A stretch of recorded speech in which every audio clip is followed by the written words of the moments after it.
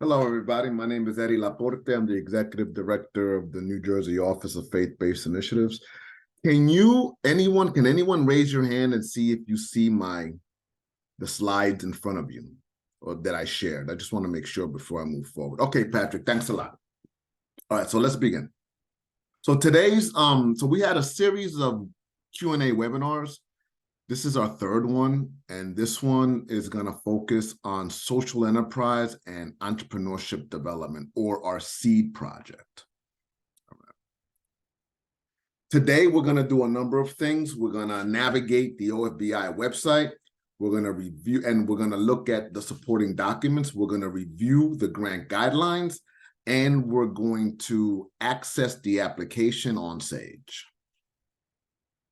So to access our grant guidelines, you can you can write down this long URL, or you can do what I do, and I go to Google and I simply put in New Jersey Office of Faith-Based Initiatives, and it brings you to our website.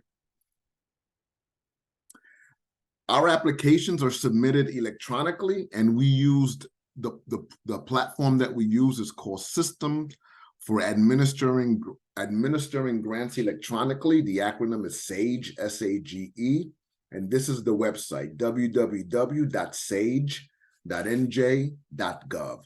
This is being recorded, and it will be posted on our website by next Friday, the latest. Our browsers, the browsers that you can use Microsoft Edge, you can use Safari, or you can use Firefox. Do not use Google Chrome.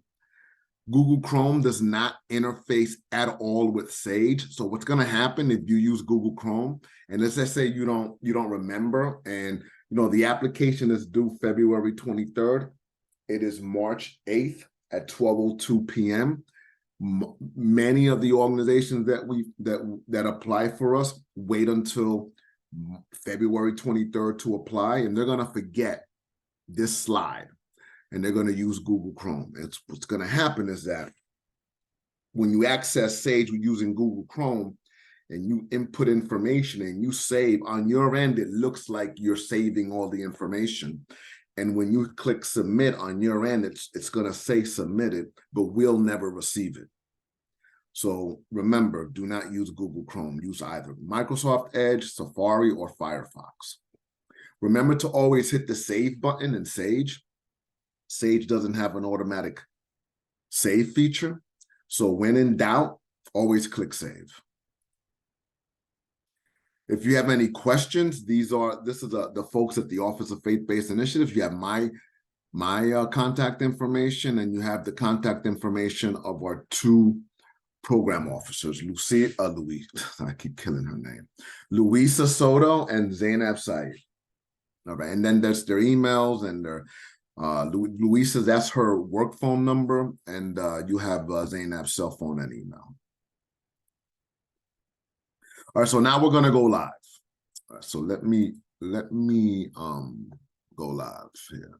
So the first thing we're gonna do is we're gonna navigate the OFBI website. Let me just knock this down. All right, so that everybody sees the OFBI website. Can somebody raise your hand so I can make sure that you all see it? Let me see if somebody raising their hands here. Okay, thank you. All right, so when you Google the New Jersey Office of Faith-Based Initiatives, it'll take you to our homepage. And I'm not gonna go through everything on our page because I'm only gonna focus on the grants. So there's two ways to get to our grants. You can go up to the top and click grant opportunities, or you can scroll down to the bottom and you can click under spotlight, you can click grant opportunities. If you look to the right, there's this column called resources.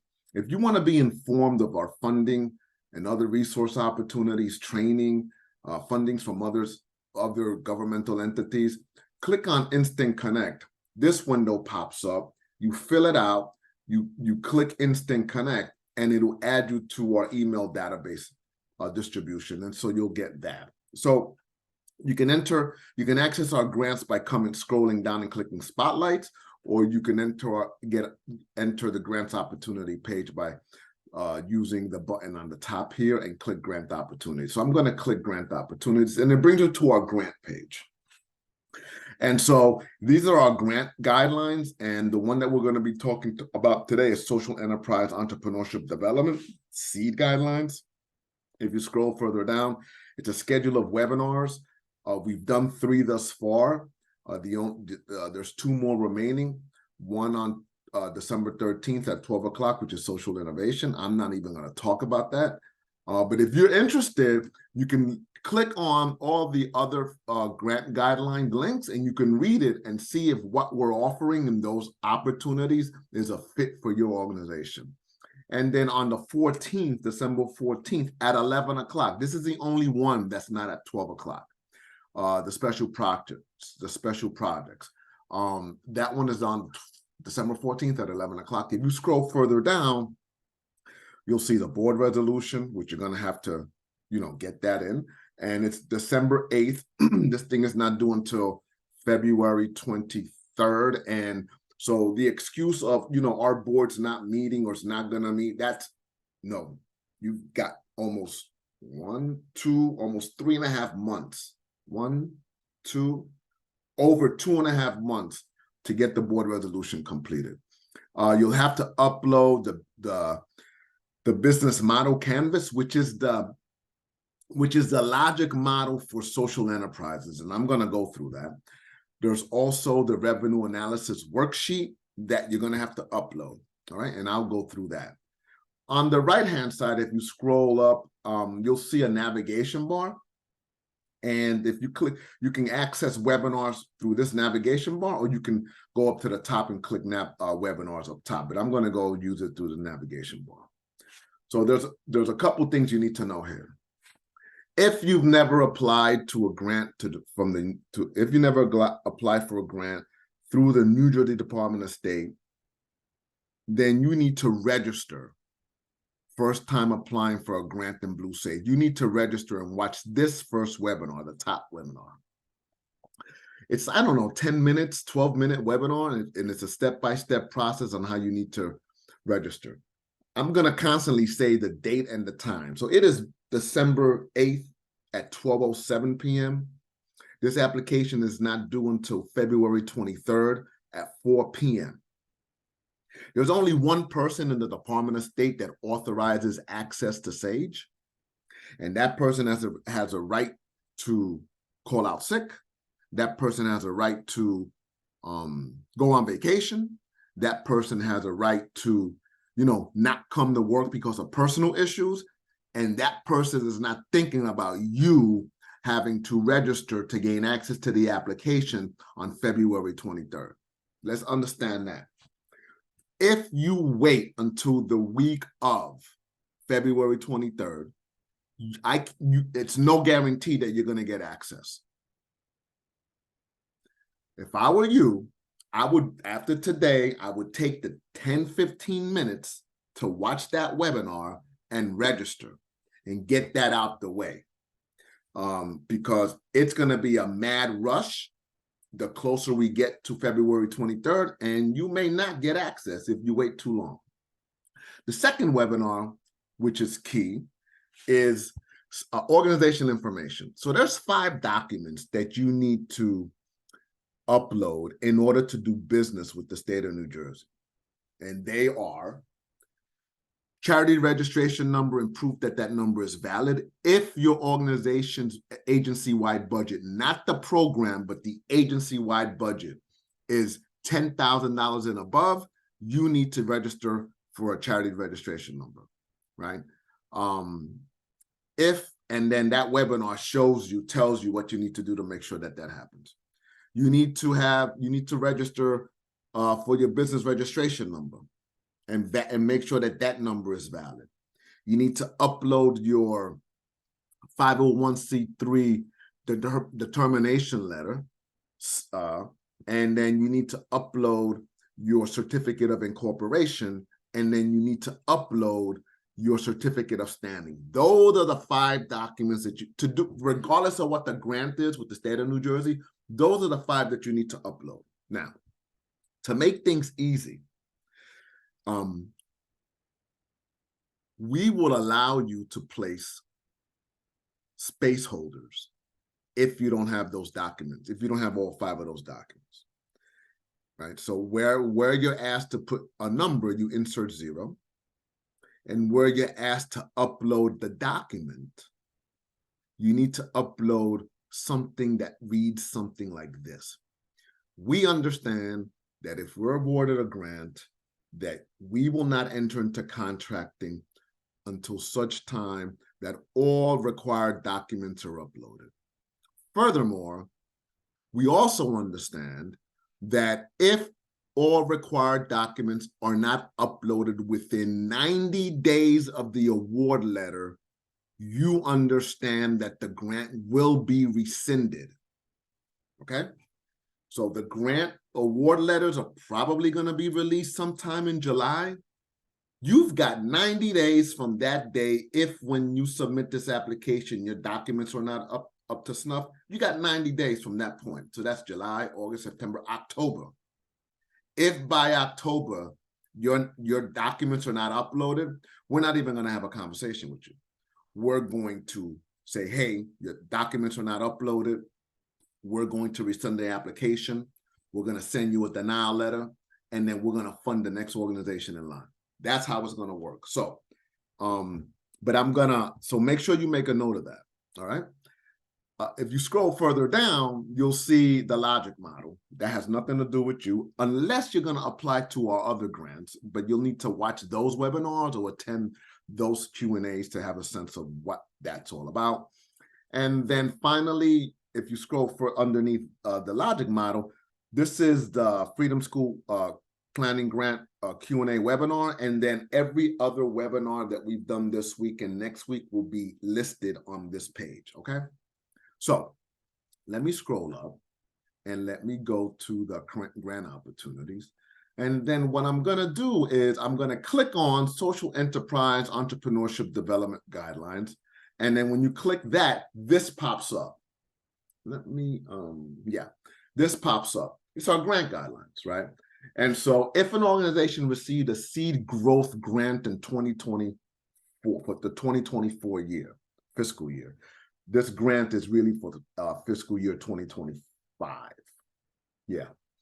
Then you can't apply for a seed grant in 2024. You can't apply this cycle, right? If you've received a growth grant last year, or for this funding cycle, the one that we're in right now, then you cannot apply for another seed grant for this cycle moving forward. If an organization received a seed startup grant this cycle, then you can apply for a seed growth grant that's due in February 23rd. Okay, so a lot of this stuff here is really talking about what the seed application is about, and let me quickly just give you what seed is about. So seed focuses on 2 groups of organizations. One is an organization that has an existing social enterprise in place. You've brought a concept to market. Your market are not the people who are low income. Your market are individuals that would pay fair market rate for the product or service that you're bringing to market. And that whatever entity that is, that it aligns 100% with your mission, right? That's what this is about. This is about supporting the most creative and innovative of leaderships to think outside the box and really begin to wonder, one, can we tap the capital market to gain access to revenues that we've never had access to, number one. So that's the startup. Is there a market? Do we know there's a market? Do we have a product that we want to bring to market? Do we have a proof of concept? Do we have a product that will be coming to market?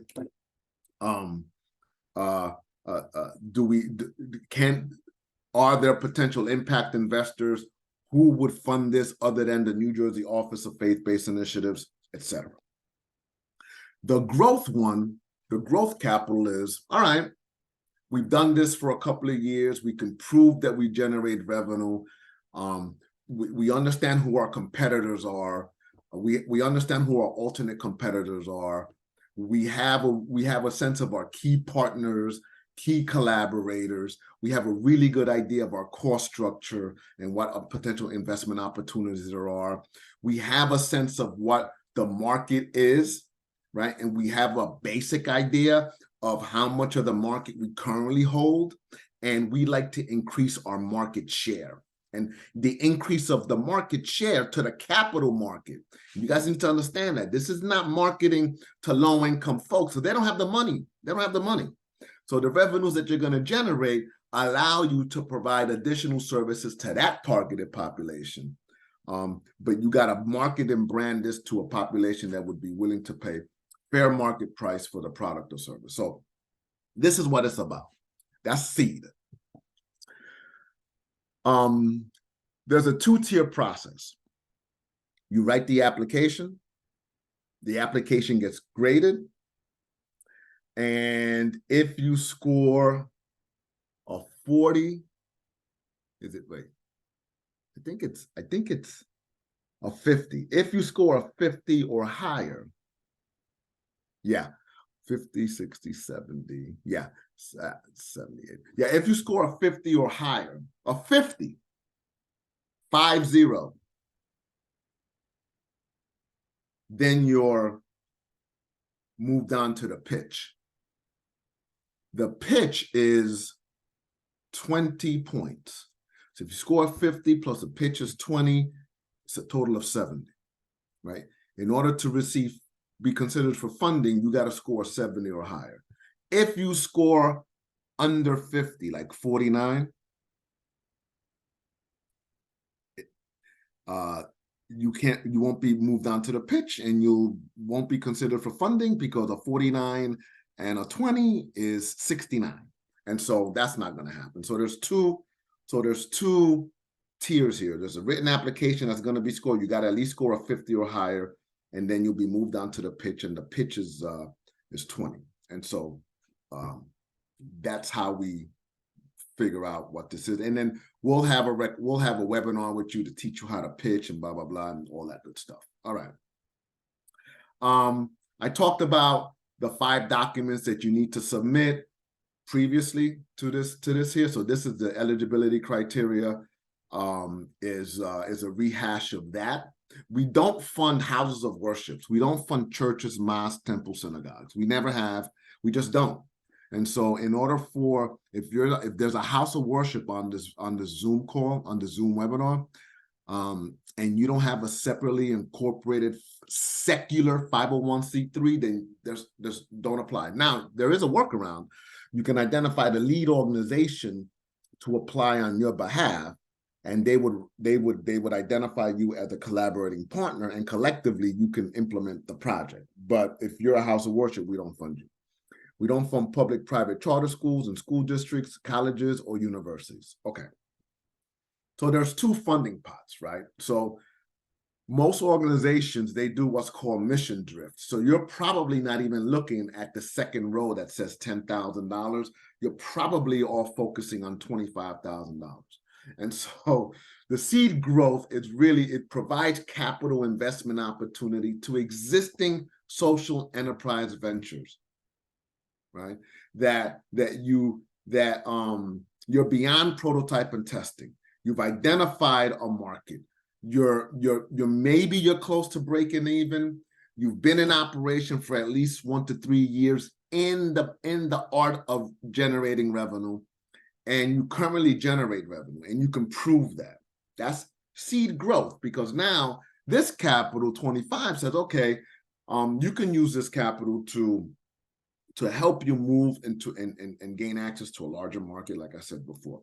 The seed startup is different, right?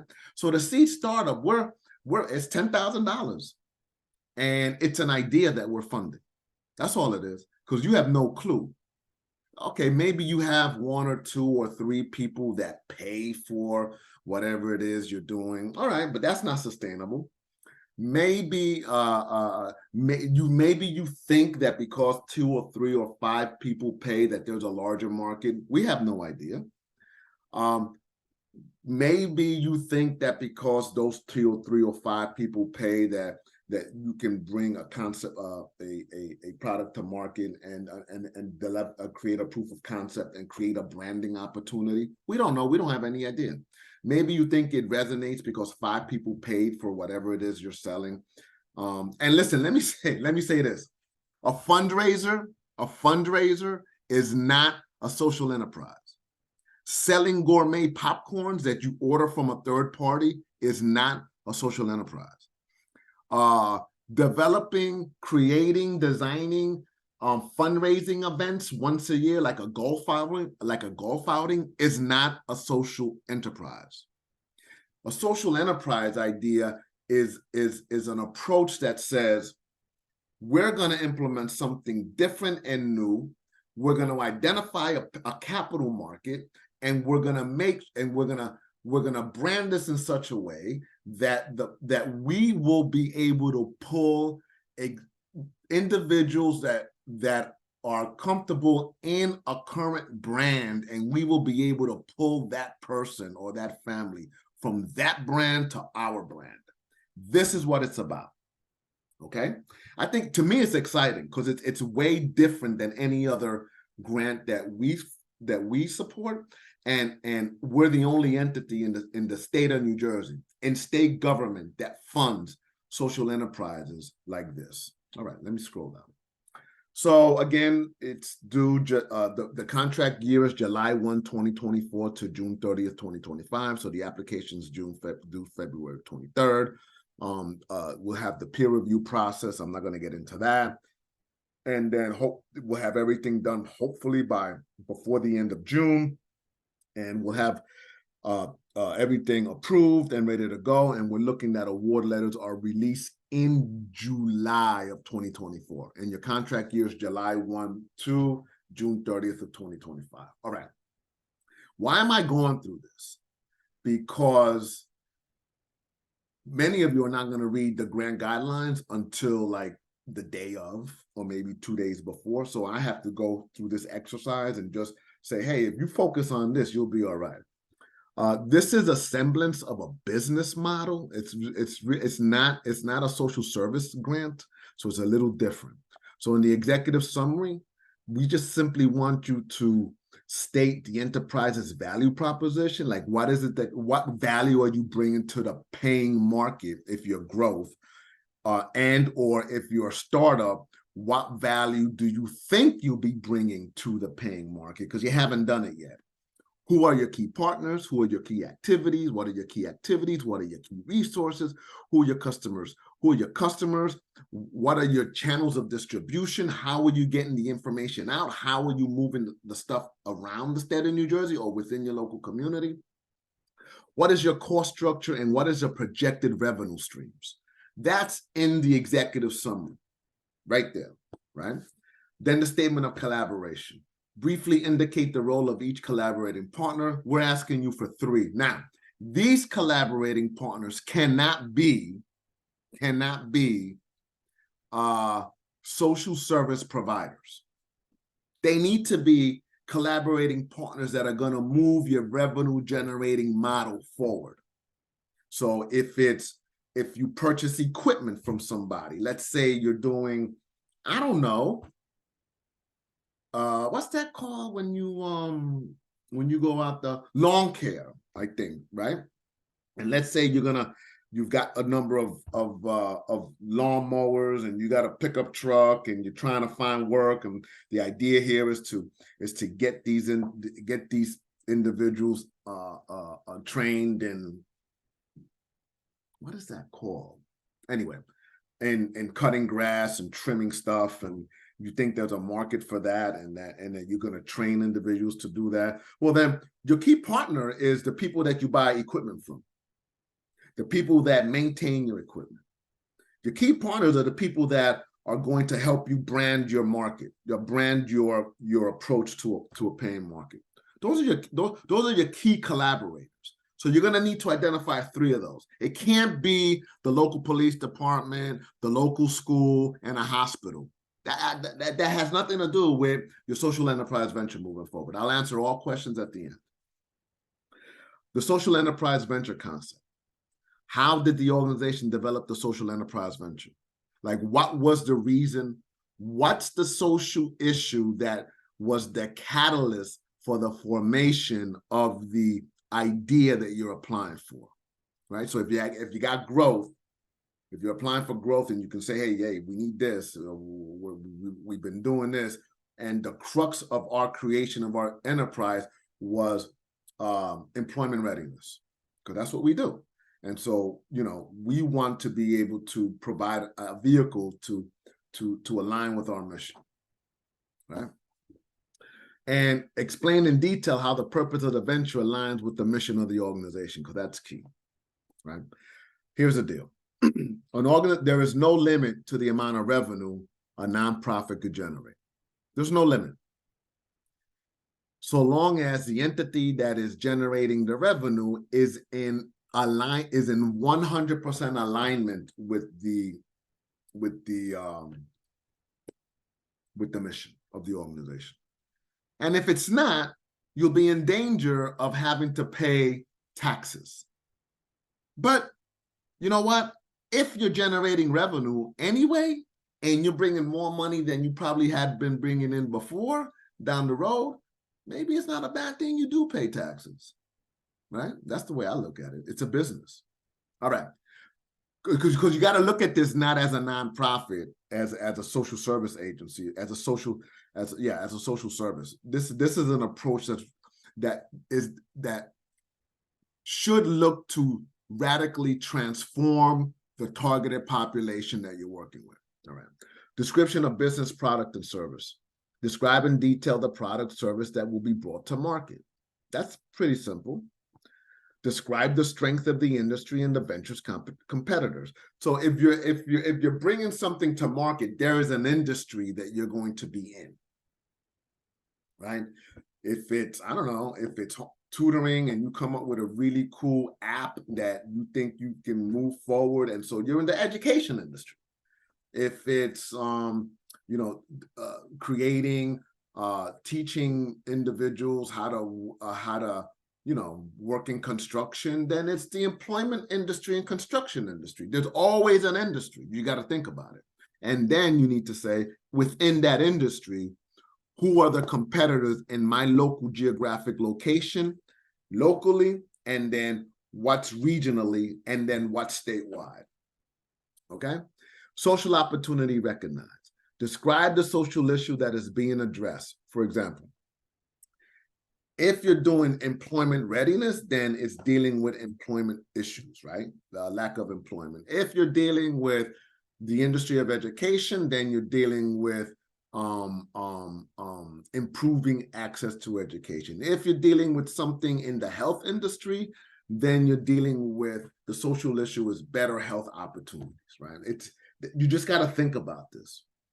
How will the venture help the organization address the social issue? Like, how will the revenue generating model help you continue to address the social issue that you're trying to move people out of in your normal social services end of the organization? And what are the specific ways that make the approach a socially entrepreneurial approach? So social entrepreneurship is really focusing on two things, right? Innovation and creativity. So innovation means, creativity means an original idea that generates revenue for the organization. It's an original idea. It's never been done before. This is, or you've been doing something, but you never really looked at it as a revenue generating approach, and then it kind of sort of makes sense. And innovation is the implementation of that creative idea, right? And that's the challenge, because now I'm asking you, nonprofits, to think creatively and use your creative abilities to come up with something, if you're a startup, and to see if you can prototype it and test it with the support of the Office of Faith-Based Initiatives to see if it resonates with a market. And you may not have a market, because the market may not know that what you're bringing to the table is something that they need. And that's the challenge, right? That's the challenge. Business, SMART goals. So we're asking you for SMART goals. SMART goals are specific, measurable, attainable, and time bound. And so back in the day, it was like a SMART goal, a business SMART goal would be, the goal would be a broad-based concept, and then the objective would be measurable and time bound. Now we're bringing both of them together. So an example of a SMART goal would be something like 80% of the individuals that attend our services consistently will improve their employment opportunities and receive employment within 90 days after graduation, and will move to a full-time job before the end of 2025.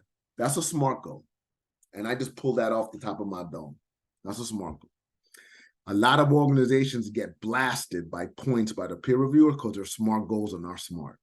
They're just not. And you get hit with that because they're looking at your SMART goal and they're looking at the business at the business canvas, model canvas, and they're saying, well, wait a second, these don't align at all. And so what are they talking about? Defining the market. Indicate who comprises the market. The paying market, not the low-income market, the paying market. That is requesting that the social issue be addressed in the manner that the proposed social enterprise venture would address it, right? Who is your paying market? Who's your capital market? Who are they? How are they made up? Are they men? Are they women? Are they families? Are they what income are they at? Are they middle income? Are they high income? Are they higher income wagers? Like, who are they? Where do they live? Do they live in an affluent town? What's the name of the town? What's the educational makeup of that town? What's the income medium? What's the medium income in that town? You got to figure all that out. Organizational management team. Who are the key management personnel for the social enterprise? Like, who are they? Who are they? What's their, you have biographies on them? Do they bring key relevant skill sets? The key management people for your social enterprise can't be Ms. Betty, who's been with the organizations for 50 years, and you're just giving her a title because it's time for you to make her feel good. No. This is not what this is about. This is about, who are you going to put in key places that will move the venture forward to create greater access to create a larger market, to gain access to a larger market share. Now, a larger market share can be, okay, this is the market in, I don't know, the educational space is this in the state of New Jersey, and it's this in this county, and it's this in this municipality. Right now, we have no market share, so we'd like to get a 0.1% of the market. It's as small as that. All right. The budget. Got to complete all the budget forms in Sage. Required appendices. You'll have to upload the board resolution, the revenue analysis, and the business canvas model. And you'll have to upload the 3 letters of support. So I'm going to scroll all the way down to this post-award requirements, and it says, because I said it earlier, once grantees receive their award letter, grantees have 90 days from the date of the letter to upload all required documents in Sage. If required documents are not uploaded within 90 days of receiving their award letter, funding will be rescinded. All right. So I'm going to quickly now go to supporting documents, and I'm going to click board resolution. And when you click board resolution, this pops up. It's a fillable PDF. But for you to fill it out, you need to download it onto your PC and then fill it out, save it. And it's pretty self-explanatory. So you got more than enough time to get this completed. Then you go back to the grant opportunities page, and you click on Seed Business Canvas Model. And what comes up is this. This is your logic model. And this is going to make you think about your venture moving forward. And there's 9 boxes that you need to really look at here. And each of the boxes explains what we're looking for in each of those text boxes, right? So for example, key partners. Who are your most important partners? Which key resources do you acquire from your partners? Which key activities do your partners perform? Key activities. What are the activities you perform every day for the venture to create and deliver your value proposition? A value proposition is whatever it is I'm willing to pay for, right? So you have a market and you've got a value, you got something that's of value to me. So what are the activities that you're going to be performing to deliver the value proposition to me so that I can buy it? The key resources. What are the resources you need to create and deliver your value proposition, right? What are the things that you need in the organization? So for example, if you can prove that you've been generating revenue, that you've got a market, that you're beyond prototype and testing, that you're beginning to at least move to break even, then what are the resources that you need in order for your venture to move towards gaining a bit of a larger market share? Is it that you need a piece of inventory equipment to manage the inventory? Is it you need another oven if you're into food entrepreneurship? Is it that you need another truck to do whatever it is you need? Like is it that you need to hire somebody, a consultant that has expertise in branding and marketing? Whatever that resource is, put it there. Value propositions, this column here. What is the value you deliver to your customers? Like, what is it that you're delivering to me? What is that product? Which of your customer problems are you helping to solve, right? Because you're selling a product or a service. So what is that product or service solving for me as your market? What is the customer need that your value proposition addresses? Like what is the need that whatever you're bringing to market addresses so that I would be willing to buy it? And the fact that you're a nonprofit is not, it's unless you know a market or identify a market that would be willing to pay a little extra based on your competitors because you're a nonprofit. Are you branding the approach that way, right? What is your promise to your customers in terms of the product? Is it the best? Is it the easiest? Is it the tastiest? Is it the fastest? Is it, like, what is it? Is it more efficient? What is it? Why would I want to leave an existing brand to come to you? And the issue is you want to create a consistent market.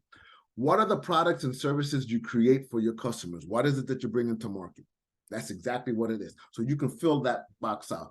Customer relations. What relationships does each customer segment expect you to establish and monitor? So you have different customers. You have customers that you buy products from. You have customers that you sell products to. You have customers that are your key partners that depend on your ability to move their stuff forward, to help brand their stuff. So what's your customer relationships, right? Your channels. How does your value proposition or the product or service that you're selling, right? How does your value proposition reach your customers? Is it social media? Is it through the radio? Is it, listen, spending money on flyers and walking around and putting them on cars is not a very good use of your money, right? How are you reaching your customers? Is it through commercials on the radio? Is it through those late night PB public information things at 2, 3 in the morning? Like, who are your customers? And where can your customers buy or use your product or service? Like, where can they purchase it? Is it online? Do they have to come to your store? Wait, do you have a store? Do they have to come to your nonprofit? Wait, do you have a nonprofit? Are you gonna do pop-up stores? Like, where are they going to be able to get this stuff at? Is it on Etsy? Do you have an Etsy store? Like what exactly are you trying to do? Your customer segments, this one here. For whom are you creating value? So this is your targeted population that you're going to pull that information and put it in here. Then on the bottom, what's your cost structure? What are the important costs you make that you make to create and deliver your value proposition? Like, how much is it going to cost you to do A, B, and C? Product A or product B or product C? What is that cost to put it together, to package it, to market it, to brand it? What exactly is that cost? And you got to think about it not the way you think about providing services to, I don't know, senior citizens to stay at home, because nonprofits don't understand what it costs to provide services to an individual. Because most businesses, commercial enterprises, says, okay, it's going to cost me X amount of dollars to create this widget, or X amount of cents to create this widget. And then when I put branding and marketing and packaging, it went from 5 cents to 20 cents. And then now I got this 20-cent product that's ready to go. What's the maximum revenue that I can generate off of one unit of this widget that's ready to go? And then you got to figure that out, right? And then you'll figure that out with me, because I'll be helping you out in that endeavor, especially if you're a startup. And then what are your revenue streams? And then what you write in here is very critical to what's going to be on your revenue analysis spreadsheet. So how do customers reward you for the value you provide to them? Like, how am I, am I rewarding you by saying thank you? Am I rewarding you by buying it? I'm rewarding you by buying it.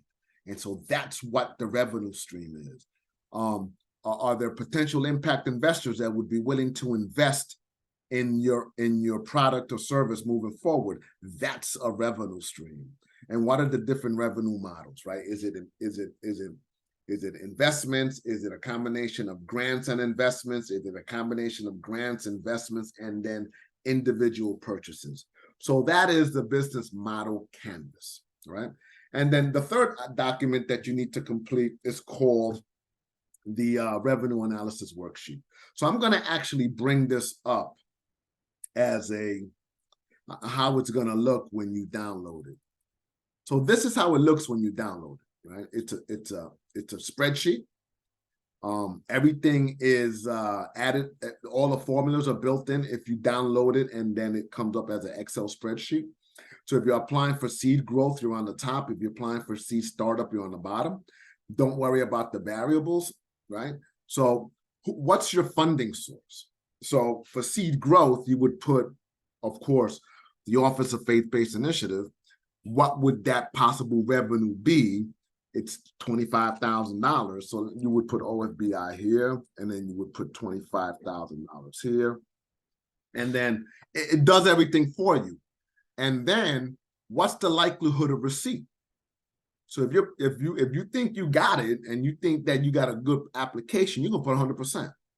And then what we need is three or four more funding sources that support your social enterprise venture, or that would support your social enterprise venture.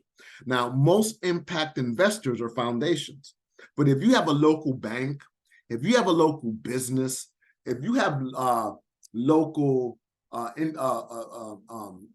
angel investors that just, hey man, they're a high risk tolerance and they've got like 30, 40, 50,000 laying around, and they like what you do as an organization, and they're really piqued because you're thinking about going into a social enterprise venture. All right, so let's say angel investor 1.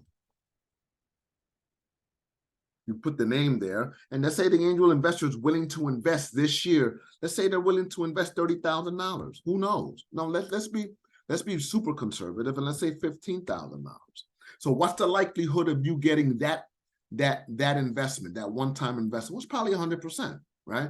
And then is there a local business that would invest in your idea because they're a key partner? And if you do what you do, they get something out of it, right? It's not only about you. So let's say business number 1.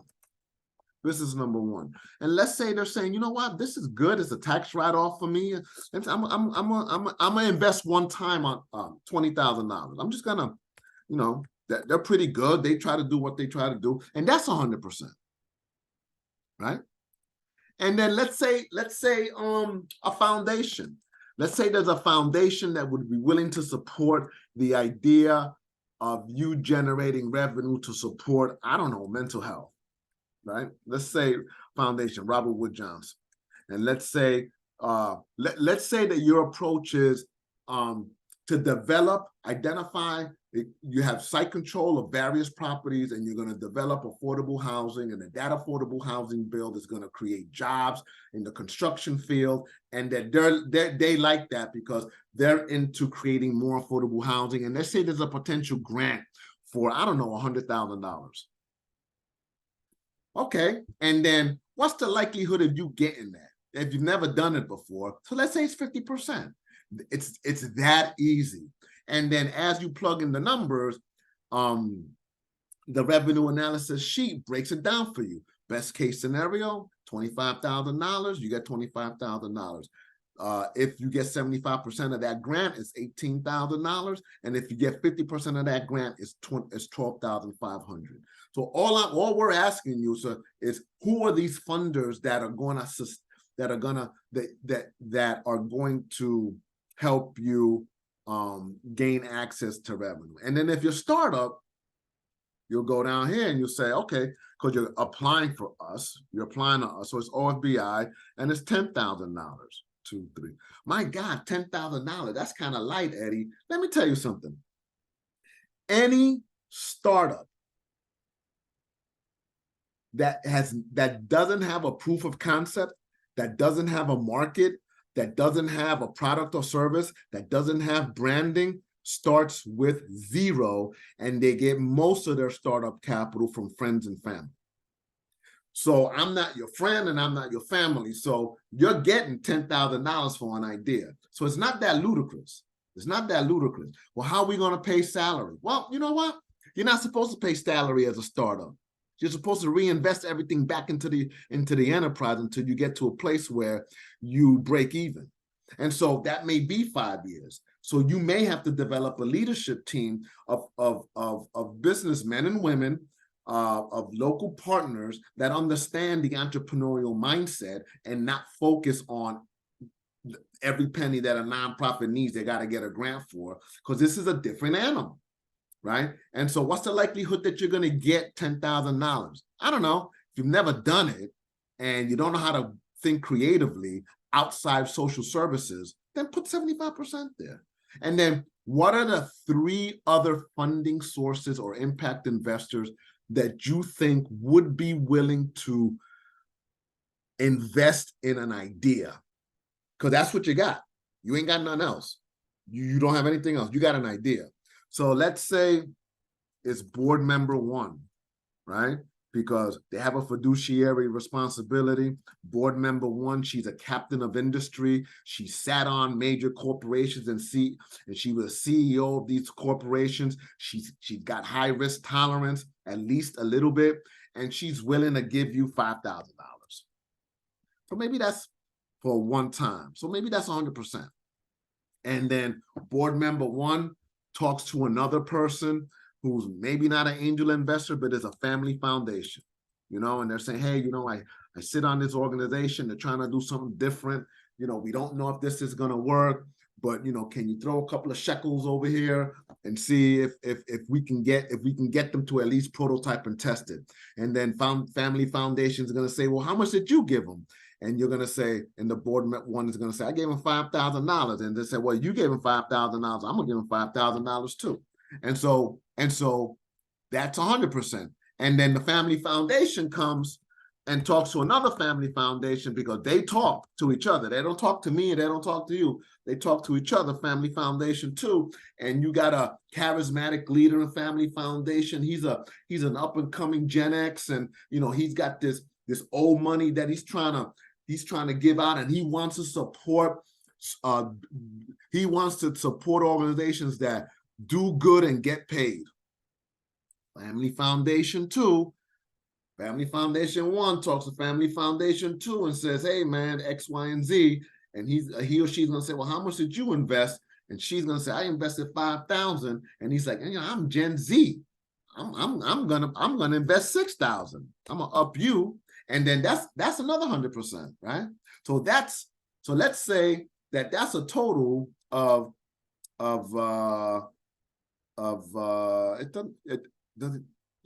it'll give you the total of, let me see. Oh, I've got to do darn it. I got to work on the math here. But let's say $26,000 for a startup. For a startup, let's just say. And then the formula just build it in for you, 100%, 75%, 50%. You got to get this, you got to do this one, right? And so now we're going to go to how to create the application. All right. So you go to Sage, www.sage.nj.gov. You got your username, you got your password. You forgot your password. You click on forgot username, password. It's going to ask you for an email. You need to use the email that you registered with. If you put a different email, you'll never get the email. So you use the email that you registered with. If when you register to get access to Sage, click that email, put that email in. Sage sends you a notification to that email. You click the link. Sage then gives you another temporary email. You come back here and you insert the temporary email on the password. Do not copy and paste it. You have to put each character in individually, click enter, and then Sage then opens up another page where you create a new password. So let's say you did all that, and you get to our Sage page. Now this is our test site, and we use this to test our applications. We use it to test our reports, and we use it as an educational opportunity, like we're doing for you guys right now. So you get your username and password, you click password, and you click login. Now Sage is temperamental, right? It takes a minute. It's circling. It could take a minute or two. It could take a second. All right.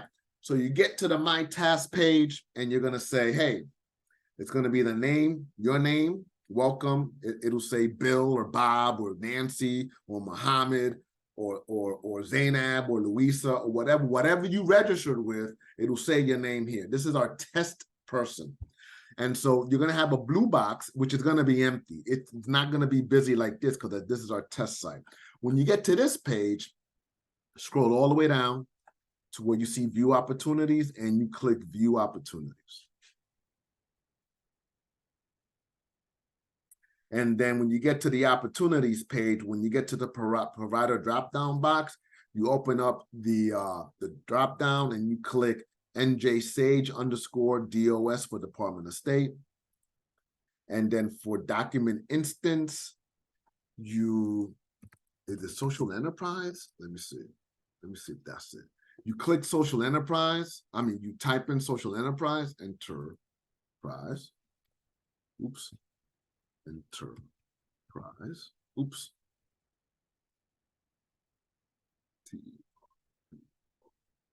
All right. And then you come down here and you click filter. See, good, perfect. And then all of this is not going to come up because these are our previous applications. What's going to come up for you is OFBI's Enterprise Entrepreneurship Development 2025 and then the name of the organization. Our test organization is Servicios Latino de Burlington County. You come down to the bottom left and click I apply now, and then you're going to come to our agreement page. This link is just going to talk about the Department of State's funding guidelines. If you have nothing to do and you feel like reading, you can read this. If you want the most up-to-date application guidelines, you click this link. It'll take you back to our grant page where all the updated applications will be at. You click I agree.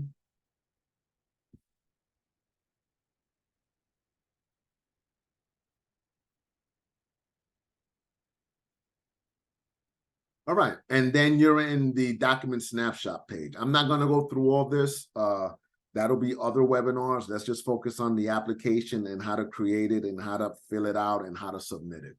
So the first thing we want you to do, you'll see over here on the grant, you see that drop-down box all the way to the right. It says grant status, application in process. So you know your application is process. Hover over forms menu. Just put the cursor over forms menu. Come on down and click profile information.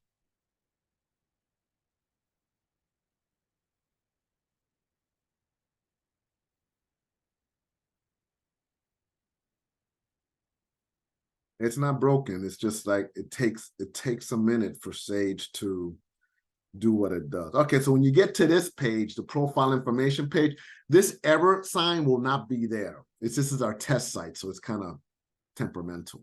And when you scroll down to the profile information, everything here will not be filled. This is going to be blank. It's going to be blank. The only and all this other stuff that's filled next to the asterisk, that's going to be blank. And the only thing you're going to see are these 4 boxes. And you're going to have to fill these 4 boxes in. So I'm going to put Mr. Oh, you know what? I used to be a Giant fan, Lawrence Taylor. And he's a Hall of Famer, right? And you come down to the bottom left and you click the checkbox, and then you come up to the top and you click save.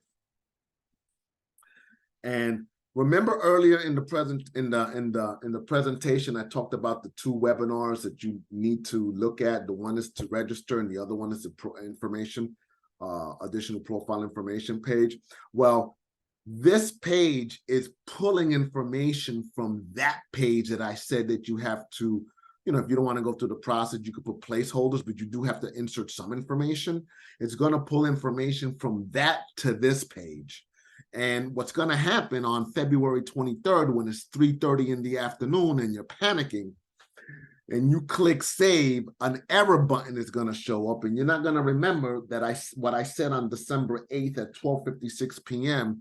I said this: if you click the save button after you fill in the 4 boxes and click the check box on the bottom, and you click save, and then an error button shows up, just click save again, because sometimes it takes Sage 2 attempts to fully migrate everything over. Okay, so now this is saved. You have a green light here, says keep on moving. Hover over Forms menu, click selection of grant category.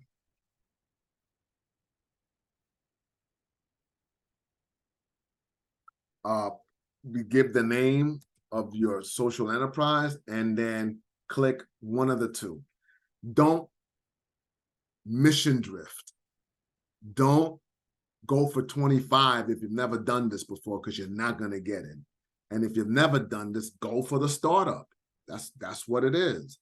Then you can go save or save next. If you click save next at the top, it'll save this page and move you to the next link on this tree here, right? So I'm going to click save next. So it's going to save this page, and the next page that pops up is the next page on that forms menu list.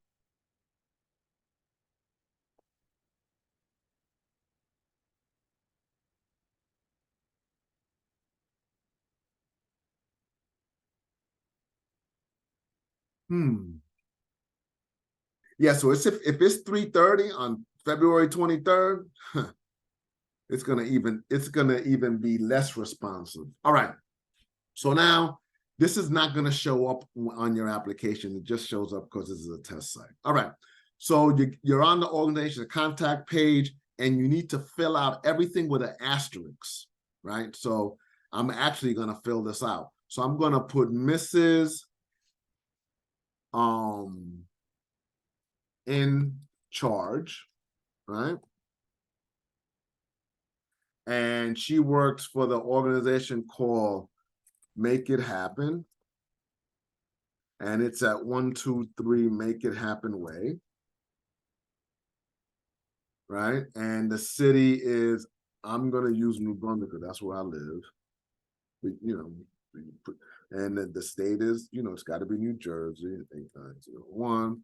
And then the phone number, you got to put a legitimate phone number, but for test purposes, I'm going to put 000-000-1234. There's no, I don't know if you got a fax. I don't know if anybody uses faxes, but if you think you need to put your fax number in there, go right ahead. And then it's going to be MIH@gmail.com. And this is critical, right? Whatever emails you put here, make sure that you put the right email, and make sure it's an email that you check regularly, because once you get awarded, we're not calling you, we're emailing you. So you got to check this stuff out. If you got a website, put it in there. The program director is going to be Ms. Miss Little Make It Happen, all right? And the address is 123 Make It Happen Way, and the city is New Brunswick, and the state is New Jersey, and the zip code is that, and the telephone number is a legit telephone number, 123-123-1234. Like I said, if you got a fax, use it, and it's makeithappen@gmail.com. And then the chief financial officer is the Honorable Mo Money. And you got to put a telephone number down, 123-1234. Like I said, if you got a fax, and he's different. He's more money at gmail.com. And let's say your agency-wide budget is, I don't know, 150,000. All right, fill this out, go up to the top, click save.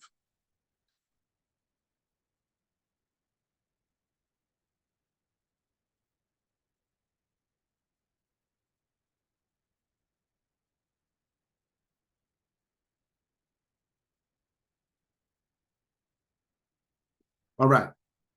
Then you hover over forms menu and get to the executive summary. This is key. When you get to these content text boxes, there's nothing here that tells you what to put in this text box. So you're going to have to refer to your grant guidelines. That's why I spent time on the grant guidelines explaining every section of it. But for our purposes, I'm going to put test and click save next.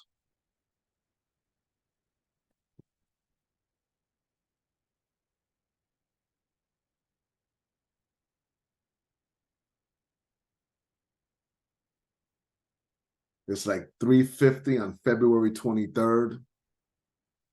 And you're losing your hair right now. And because Sage is like doing this. But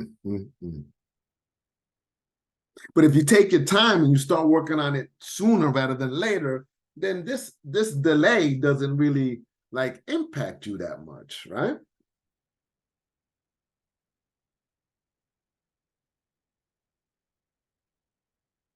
So the text box on the bottom is 5,000 characters. So as you're writing this, it'll start minusing off. Like the word test is 4 characters, so you'll see 4 characters there. If I take a space, that's another character. If I write, okay, good. So I saved next, and it took me to the next page. This is key. This is your statement of collaboration. These are your collaborating partners, and you need 3 of them, right? So you write the name of the first organization or business that's going to collaborate with you.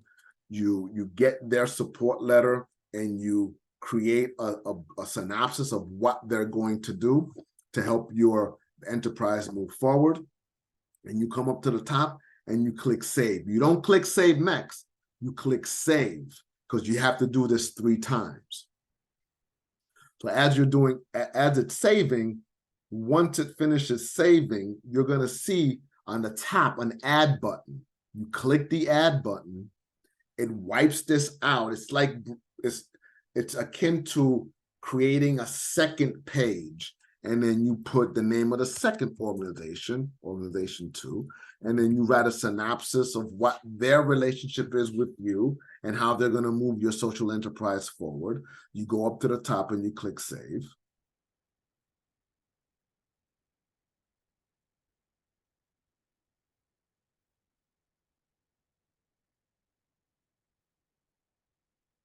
And then you go up to the top, you click add again for the 3rd sheet.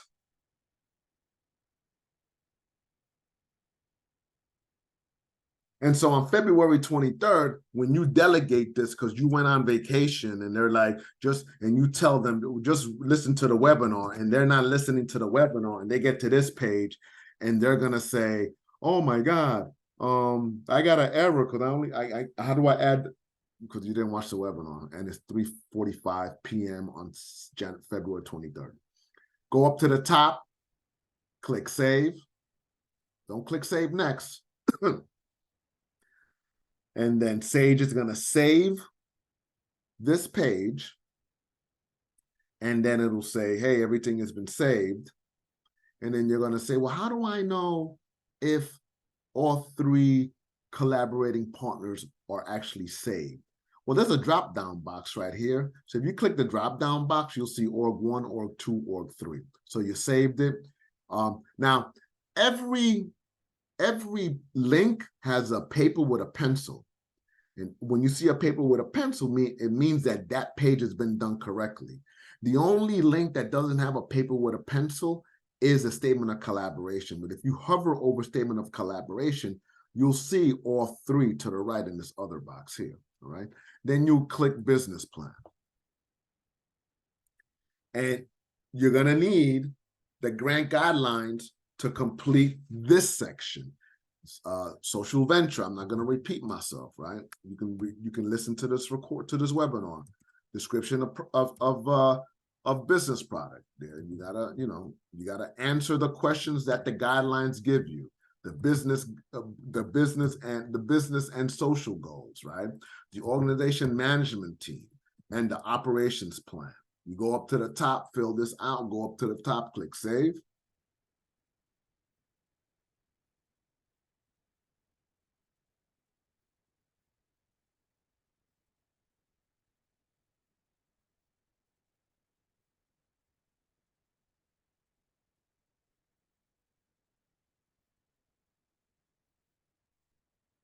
All right, it saved it. Click hover over forms menu. Come down.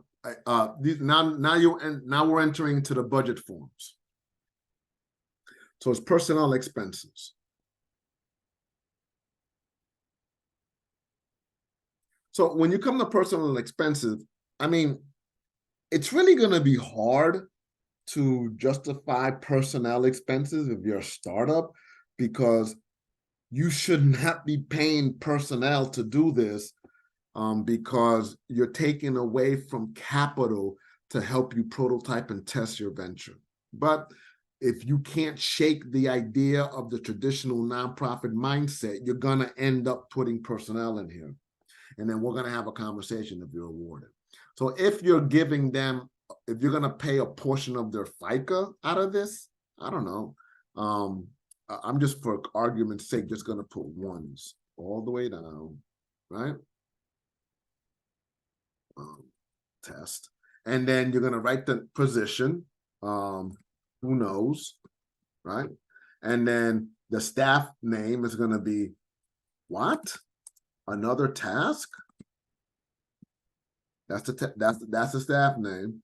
And then the annual salary is going to be, I don't know, 30,000, that what another task makes. And then the standard weekly hours is 35, right? And then the weekly hours on the project is going to be, I don't know, he's already what another task, and he's probably overwhelmed, and she's like thinking about, I got to get out of here because there's just no way I can do this, because you're adding more stuff to my plate, and I have no idea what a social enterprise venture is. And then it's weekly hours on the project is going to be 5, and then you're going to charge the grant, I don't know, let's say $5,000. So that's half of your startup capital that you would have been using to figure out how to prototype and test your venture. But I'm just going to go this way because some of you just can't think outside the traditional nonprofit way, which is fine. And I come from the nonprofit world. I say it all the time. I spent 20 years in the nonprofit world, local community-based organizations, from the Puerto Rican Action Board in New Brunswick to Proceed in Elizabeth, Catholic Charities in New Brunswick. So you see this negative here? This negative means that what you're paying, what you're charging the grant isn't enough, because it's saying that it's calculating the salary, the hours that he or she is working, the amount of hours on the project, and that you're undercutting what their value is. So let's add another 1,000 here. Go up to the top. And this is what you got to do. You got to play with this, because you can't have a negative here. You can't have a negative.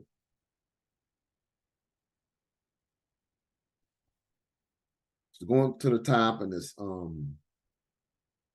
it's calculating all the numbers.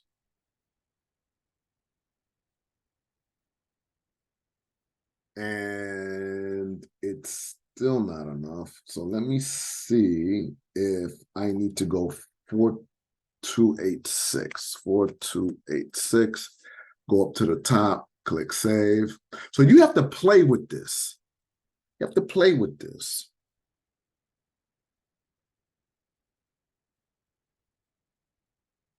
I've done this for every application, and I do this so that you can see what you need to do. All right. So it saved it. So you're using a total of $4,629 of your startup capital that should have been used to position the product or service to prototype and test, but you're going to give it to who knows what the position is and what another task to another person who has no idea what a social enterprise is, because you need to pay people, because there's no one in your organization or your board members who understands that entrepreneurs don't pay salary in the first 5 years of their existence. But we're nonprofits, and this is where we're going. All right.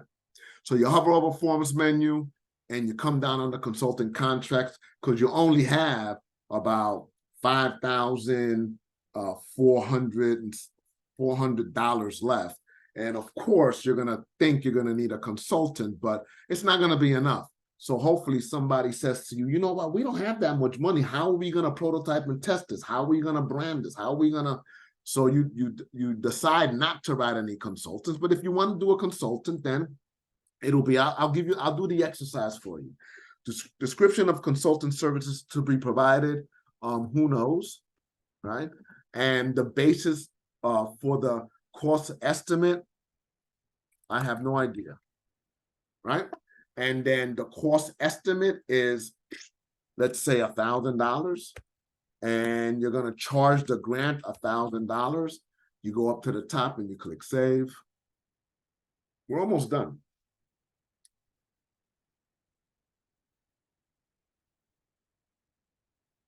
Save is idea. That should be IDEA, but I'm not going to fix it now. Right? You hover over Forms menu, you come down to the course category. So you got about 5,000. You spent about 5,600 now. So you got about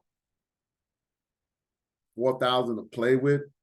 And of course, you got this money is for the venture. It's not for the organization. But initially, you're gonna think like that until, if you get awarded, we're gonna review this application. So let's say you need to purchase, let's say you get to this page and you start, okay, you know what, this has to be for the venture. So let's say admin costs, because in the business world, it's financial slack, but you can't use that here.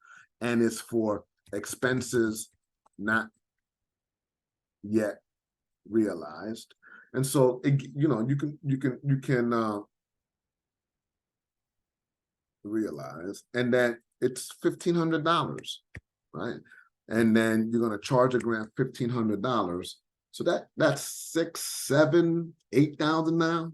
And then you got like maybe about $2,000 left. You can't pay space rental. Maybe you can get yourself a decent laptop, right? So let's say laptop at, I don't know, $800, right? And then you put $800 here, and then you put $800 here. And let me see, that's 6, that's 7, that's 8, that's 16. I think you got a couple of shekels left. So let's say, I don't know, let's say you need office supplies for your venture. Who knows? Office supplies. Consumable supplies means office supplies, not food. And let's say you're going to put $500. It's going to cost you $500, and you're going to charge a grant $500. You come up to the top, you click save.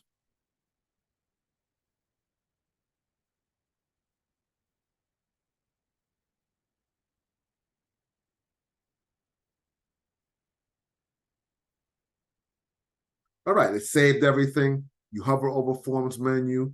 You come down to the overall budget. That hand will not be there. That stop sign will not be there in your live application. This is a test site, so it's kind of wacky. So you click overall budget. When you get to the overall budget, the only thing you can do on that page is click save. So what's happening now? So you got to go up to the top, click save. And what's happening is that Sage is migrating all the budget numbers from the previous pages onto this page. So the grant is for $10,000, let's say, and it's saved it, and so it's $8,429. So you have like $1,000 and like $1,500 or maybe $1,400. You got to add to that to make it 10. But for argument's sake, let's say it's $10,000. You hover over Forms menu, you scroll down to required appendices. Because I already talked about the business canvas model. So you need to upload the board resolution. You click here, you find the board resolution, you attach it. The sales revenue, the revenue analysis spreadsheet, the one that I talked about, the Excel spreadsheet, you find it, you click it, and you attach it. The business model canvas, the one with the 9 text boxes that I talked about in detail, you click it, you find it, you attach it. You come up to the top and you click save.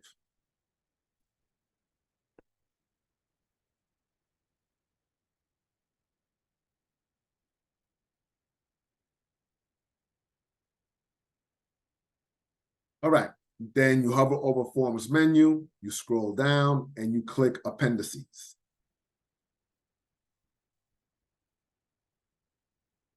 And then this is like your award letter. So it'll be, support letter. So be letter 1, the first organization. You find it, you click it, and you attach it. Then it's the support letter 2. You find it, you click it, you attach it. And then the support letter 3. You find it, you click it, and then you attach it. This is, and then and you can add some stuff here like the management team resume or bio. You can do that. So management team 1, find it, click it, attach it. Management team bio 2, find it, because it's good for the peer reviewers. Because you listen, I'm not reading this stuff. Neither is my staff. It's peer reviewers, because they want to know who are these people that are going to run this social enterprise.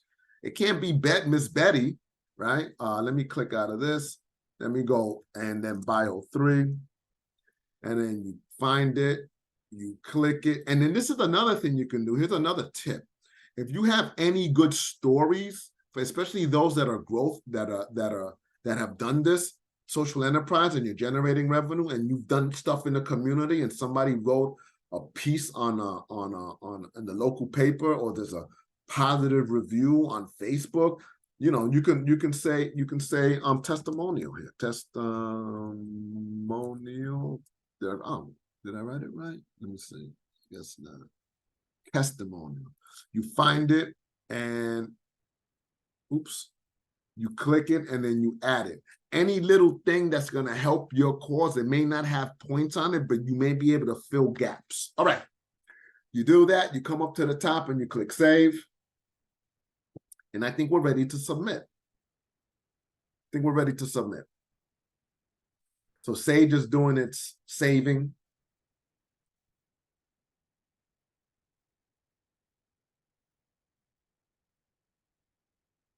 And it's updating all these links, and it's been saved. Now you hover over Forms menu, and you don't see any orange or red hand. Because if you see an orange or red hand, like something that's like, oh no, that looks like a stop sign. There's something wrong in that form, and you got to go in there and fix it. But we don't see that. So how do I submit it? Well, you hover over status change. You click apply status under application submitted. And it's 3:59 on February 23rd, and you got it in.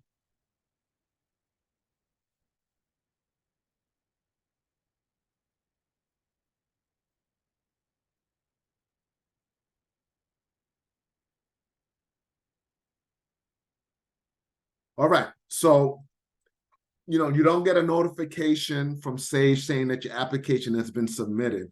So Eddie, I'll get an email. Hey, can you see if my application's been submitted? Well, I'm gonna tell you how you can tell for yourself. So open up that. If this box is not open after you submit it, you come to details, you click the arrow, you expand the box, you go all the way to the right where it says current status, and it'll say application submitted. All right. Okay. So that's that. So we have like 10 questions. So I'm going to rapid fire through these questions real quick. So let me see. Do you typically have a lot of organizations that apply to either of these grants? Yep. It's not both. It's one or the other. And if you're an organization that, and I'm not saying that you are, but if you're an organization that's going through mission drift and you're not seeing that $10,000 startup capital and you go for growth and you're not in that position, you're not going to get funded, because our peer reviewers are experts in social enterprise. So they're going to know what they're looking at. How do we access the recording after this meeting? Well, this webinar will be posted on our website. So if you go to our website, let me do that real quick. Let me go to my website. Is it here or is it here? You go to our website, and when you get to the home page and you see webinars up the top, you click webinars and it'll be on this page. It'll be on our webinars it'll be on our webinar page by the end of next week. All right. Let me continue. Oops, darn it. Hold on. Stop sharing. All right. So does the total funding available mean that if the max request for each organization is $25K and total funding available, so does that mean that you will fund 3 organizations? Yeah. 25,000. Because there aren't many organizations that are in the growth stage of seed. If you've never done it, if you don't have a market, if you've never prototyped and tested, if you're not breaking even, then you don't belong there. But if you think you do, I'm not going to stop you, but it's 3 grants, yeah, for 75,000 total. With the maximum request being 25 and 10, one or the other, you can't apply for both. If everyone applies for 25 or 10, does this mean you could possibly decide not to fund the entire max request so that you can fund? No. If you apply for 20, so it's on a sliding scale, right? So let's say that that for growth, you're gonna be rated against the other growth applications. You're not gonna be rated against growth and startup. So let's say there's 5 growth applications. And so let's say that the highest score is a 90. And so from 90 to 86, if you fall in that range, you'll get the 25K. If you go from 85 to 80, you'll get 20K. If you go from 79 to 75, you'll get 15K. And we don't go any lower than 10. So from 74 to 70 would be 10. That's how it works. The startups is $10,000. We don't fund anything lower than $10,000. So if you're awarded and it goes by chronological order by your score, then you'll get the $10,000. All right. You don't have to read this out loud. On the other application requirement rating criteria chart under the business, smart line, smart is misspelled. Oh, okay. Yeah, I saw that. It's Samert, but the recording says smart goals, but thank you. Does the startup growth idea need to align with Human Services Advisory Council needs? No, because the Human Services Advisory Council needs are focusing on social issues and not social enterprises. What if your startup idea is new to the marketplace, like something dealing with or teaching AI? How would an organization justify that they'll be taking customers from one brand to bring to their brand when there isn't too many organizations focusing on things dealing with AI? Then you need to justify that statement. That's all. If there isn't anybody teaching AI, then you need to say that, and you need to justify that. You need to say, okay, are there any colleges or universities teaching AI? Are there any STEM programs teaching AI? Are there any local computer businesses that are teaching AI? You got to figure all that out, but then you need to justify that. What is the percentage of organizations that apply to these seed grants versus how many are funded? And are those that aren't funded, do you know the main reason they don't move past tier 1? Yeah, because they brought a horrible application. They were mission drifting, and what they wrote had nothing to do with social enterprise. And so we usually fund maybe 50% of the applications. So let's say there's like 10 applications. We usually fund like 5 or 6. What percentage of the organization get to tier 1 but don't get past tier 1? So if there's 10 applications that are submitted, probably 7 or 8 get to tier 1, and then those 7 or 8 get to the pitch, and then from the pitch is where we whittle it down to 5. For clarity on that revenue analysis worksheet, we need to guesstimate who our funding sources are, but we do not have to actually solidify which those organizations that will get funding from these sources. Is that correct? Yeah, you have to at least identify who the funders are and would they be in a position to fund you with impact investments. All right, I think I answered all the questions, and I'll record this. Thank you for coming. Enjoy your weekend. And by next Friday, this webinar, along with all the other webinars, will be on our website. So let me stop.